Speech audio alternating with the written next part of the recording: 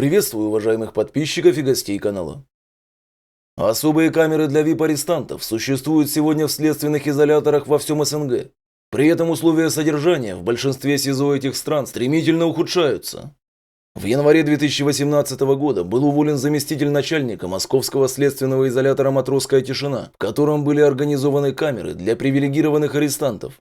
Особое внимание СМИ привлекла камера номер 275, в которой содержался Дионисий Золотов, обвиняемый в мошенничестве по делу члена Московской УНК Дениса Набиуллина. Как писала член Московской общественно-наблюдательной комиссии УНК Ева Меркачева, на пороге люксовой камеры автоматически хочется разуться, чтобы, не дай бог, не наследить. Размером почти на всю стену телевизор, стильный подвесной унитаз, элегантные полочки-крючочки. Кажется, что ты не в матросской тишине, а в отеле где-нибудь на Мальдивах. И за окном не суровая московская зима, а плещется теплый океан. Тут можно в футбол гонять, поделилась впечатлениями член УНК. Помимо прочего, Меркачева обратила внимание на шикарный холодильник, забитый деликатесами, кровати с белоснежным бельем, а также красивые полочки с банками для специй, на каждой из которых лежала маленькая ложечка. По ее словам, даже проживая в своих элитных условиях, Золотов умудрился написать жалобу на имя начальника СИЗО с просьбой оградить его от общения с членами УНК в связи с личной неприязнью. На эту жалобу члены УНК отреагировали с иронией и поинтересовались у заключенного, нет ли у него жалоб на условия содержания. Ну мало ли, модный унитаз может шумит при смыве, или вода в душе слишком горячая, или один из десятка режимов размораживания в холодильнике не работает. Всякое бывает, написала Меркачева. Председатель коллегии адвокатов Домбровицкий и партнеры Петр Домбровицкий отметил, что наличие веб-камер в российских тюрьмах – дело обычное. На самом деле, веб-камеры есть практически в любом крупном изоляторе страны. Они существуют за счет богатых сидельцев, криминальных авторитетов, крупных бизнесменов, политиков. Люди хотят чувствовать себя комфортно и не жалеют на это денег. Адвокат добавил, что знает случаи, когда сотрудники администрации изоляторов даже отпускали подследственных в рестораны и просто погулять в ночные часы по территории СИЗО. Думаю, что заключенные не забывали при этом соответствующим образом благодарить руководителей СИЗО. Можно предположить, что речь идет о очень большой коррупции, сказал он. Летом 2010 года на коррупции попались еще два члена системы исполнения наказаний. Начальник СИЗО номер 3 подмосковного Серпухова и два его заместителя. Все они лишились должностей после того, как проверка выявила, что один из заключенных с размахом отметил свой день рождения прямо в камере.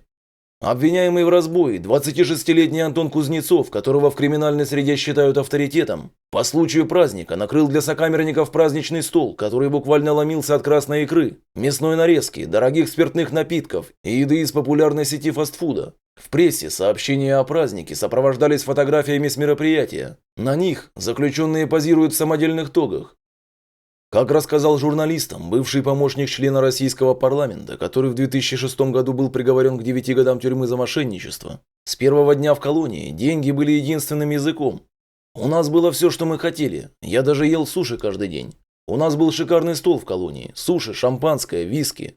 Молодой человек также рассказал, что за отдельную плату ему было позволено подолгу жить в гостинице, использовавшейся на территории колонии для визитов супругов заключенных. Кроме того, ему позволялось уходить когда и насколько захочется.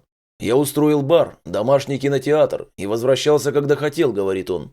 Не ограничивали заключенного и в свиданиях с семьей. Он мог ездить к ним в Москву в сопровождении двух охранников. Однажды он остался в столичном баре, чтобы пропустить пару коктейлей в субботний вечер. И даже неожиданный приход полиции ему никак не навредил. Я сказал, что я сбежавший заключенный, они просто посмеялись и ушли. Однако выходные в Москве были не самой далекой поездкой заключенного во время срока. Одни из выходных он провел в Италии. Складывается ощущение, что, находясь в колонии, заключенный потратил больше денег, чем при прочих равных на свободе. Как уверили его тюремщики, все заплаченные молодым человеком деньги пошли на ремонтные работы в лагере, которые, по их словам, плохо финансируются государством. Если я шел на прогулку в город поиграть в боулинг, а делал я это почти каждый день, тогда мне говорили, что нужно принести с собой, рассказывает он.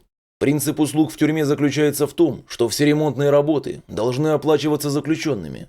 По словам мужчины, необходимость в дополнительном финансировании дошла до того, что два руководителя колоний боролись за него, потому что знали о его финансовой ценности для колоний.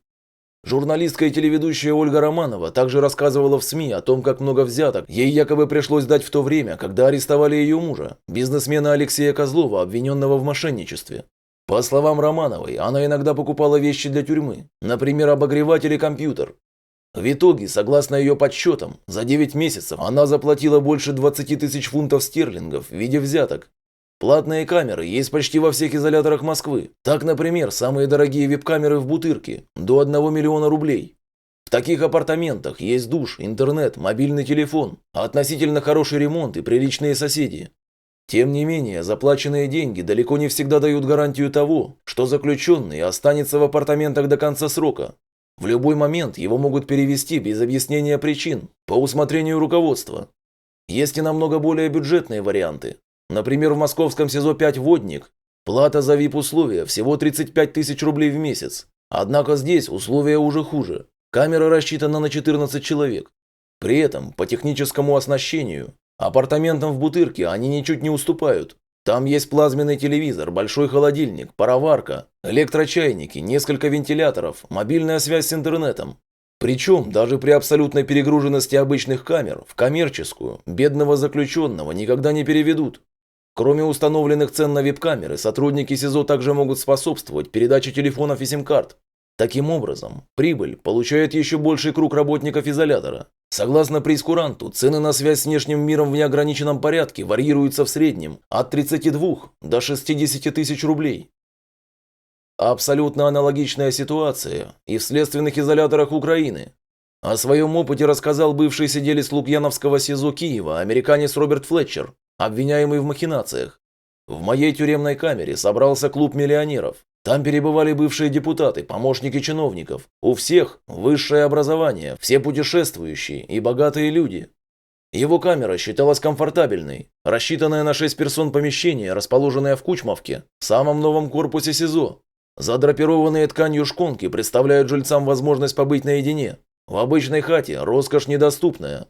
Поэтому заехать на эту хату стоит денег, примерно 2-3 тысячи зелени в месяц человека, пояснил один из бывших обитателей СИЗО. Начальство специально помещает денежных зэков, банкиров, депутатов в тесные общие камеры. Там по 48 человек сидят годами, как в троллейбусе. Побывав там неделю, чтобы съехать, заплатишь любые деньги. Как подследственные, так и заключенные платят охотно. Причем за все. Послабление режима, чтобы не загнобили до смерти. Руководство колонии нередко договаривается с буйными зэками, отправляя жертв к ним на перевоспитание. За лишние передачи, лишние телефонные звонки, свидания, наркоту, водку, УДО. Платят, чтобы не издевались конвоиры, платят, чтобы не кидали в карцер.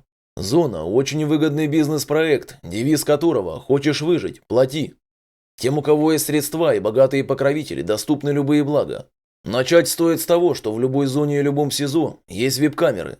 Условия и цены разнятся, но суть одна – хорошие условия содержания за деньги, рассказал журналистам ветеран МВД Украины Владимир Ажиппа, более 20 лет прослуживший в системе исполнения наказаний.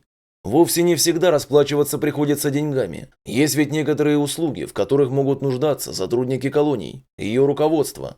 Договариваться, разумеется, Юлия Тимошенко, Юрий Луценко и Василий Волга не будут. За них это делают их адвокаты и помощники. Однако часто бывает, что веб-камеры в СИЗО такие же неухоженные, как и обычные, но с меньшим количеством жильцов.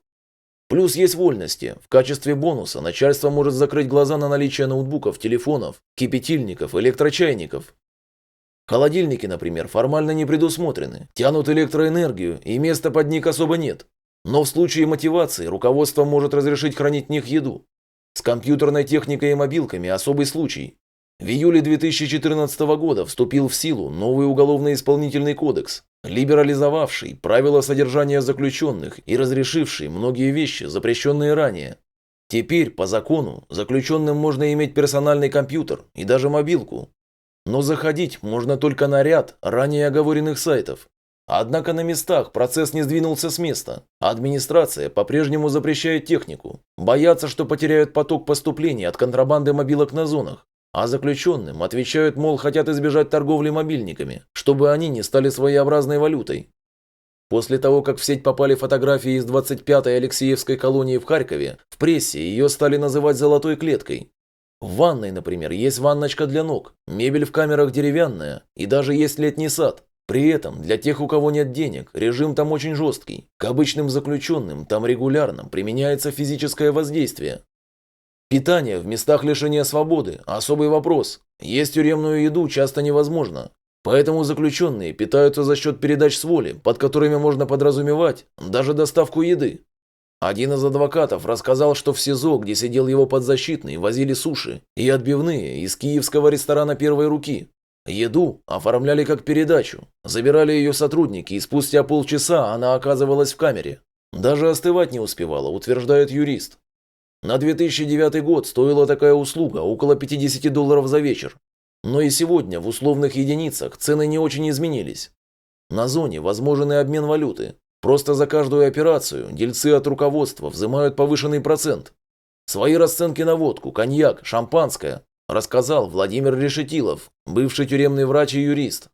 Цена вопроса от 500 гривен наценки к бутылке водки. А если речь об элитном виске или коньяке, такса возрастает до 1000 гривен. Возможно, и оплата услугами.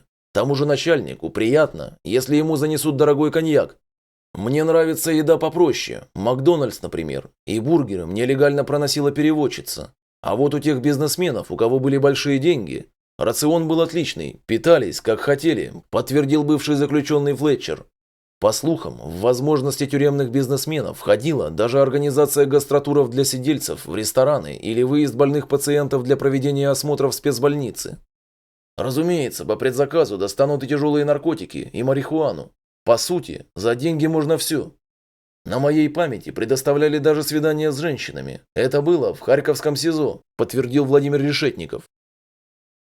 Это был канал «Все о тюрьме». Ставьте лайк, подписывайтесь на канал. Удачи вам!